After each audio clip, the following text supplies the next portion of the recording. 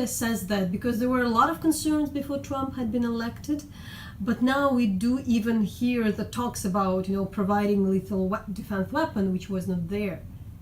Well, I hope that the administration decides to provide defensive weapons to Ukraine. I think it's unlikely, given the fact that Mr. Trump has coddled Mr. Putin throughout his time in office and during the campaign. He has cozied up to him. He has never really criticized Mr. Putin for his aggression in Ukraine or for his interference in our election here in the United States. So I'm very skeptical that this will come about. I hope it does. I think the problem with this administration with regards to Ukraine is that there is benign or perhaps not so benign neglect. So there is not pressure on the government to comply with anti-corruption norms. There is not an overriding pressure from the administration to push the government to undertake further economic reforms, agricultural reforms, tax and administrative reforms. So my sense is that we're in this sort of uneasy status quo for the time being. Why do you think these things critical? If you speak about anti-corruption, there are people who prefer to separate us. That there is a Russian threat and the real Ukrainian problem.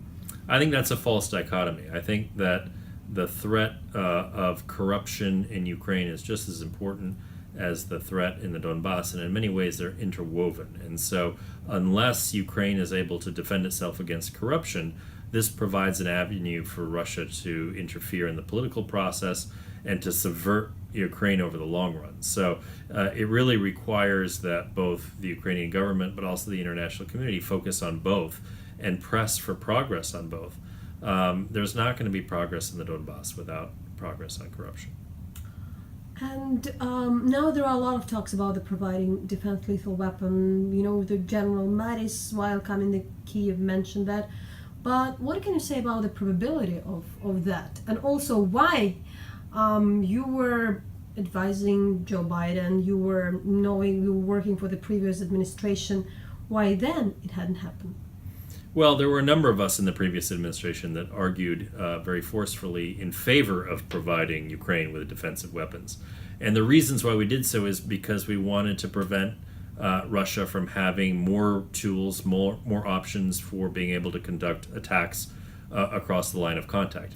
I am glad that currently Secretary Mattis, and if I understand correctly, National Security Advisor McMaster and Secretary Tillerson are all supportive of defensive weapons. But as I said at the outset, I'm very skeptical that the administration is going to decide to do this, simply because Mr. Trump is too cozy with the Russians to see this as something that would benefit him personally. Yet, what kind of the support could Ukraine either expect or could be useful at this stage? Because usually, of course, there are a lot of talk that still US will support Ukraine, but what exactly would be effective at this stage? Well, I think effective in the first instance would be continuing the training program for the Ukrainian military. That has been transformative in terms of increasing the readiness of the troops. And so keeping the training program that is currently going active and also expanding it to do combined arms training, I think would have a huge impact.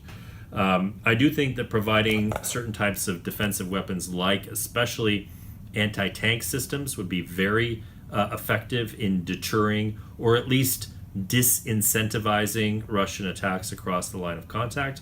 And then there's other programs, I think, supporting the Ukrainian Navy, providing perhaps some limited mobile air defense systems. Those could all be useful in deterring further Russian aggression. You worked for Vice President Biden, and it's not just about what you were talking. We heard about his unique role in the issues, like, for instance, talking about the former Prosecutor General shocking. It's not just you who said that, but we knew that there was a really strong pressure, particularly from him, on fighting corruption in Ukraine. So can you elaborate more on that? Why and to what extent Vice President had been involved? What Well, was his role? Vice President Biden was very strong in his advocacy for pushing anti-corruption reforms in Ukraine. He met many times with anti-corruption advocates and anti-corruption NGOs. He really raised this issue almost every single time he spoke with either President Poroshenko or Prime Minister Yatsenyuk, or later with Prime Minister Groisman.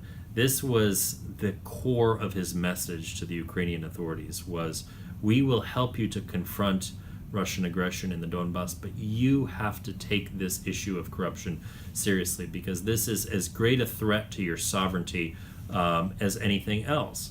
And so he really was very passionate about the issue, and I think rightfully so. I think this is one of the existential issues for Ukraine, because it's not just about the economy and economic growth.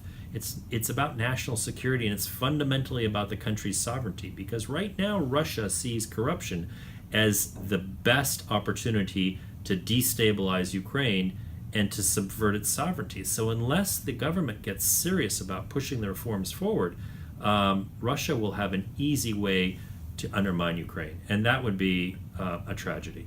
What are the concerns? What were the major concerns in particular, maybe in details, and what are today for you as well? Well, I think the major concerns are having a credible set of institutions that can prosecute corruption.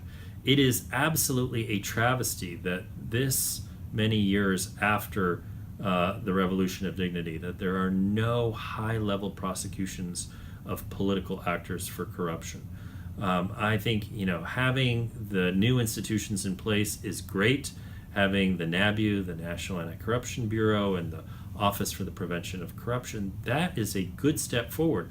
But until anti-corruption courts are in place, until we start to see actual prosecutions of officials for corruption, then what are we talking about? Then this is all a charade. Then there's just simply institutions that are not actually carrying out what it is that they're supposed to be doing.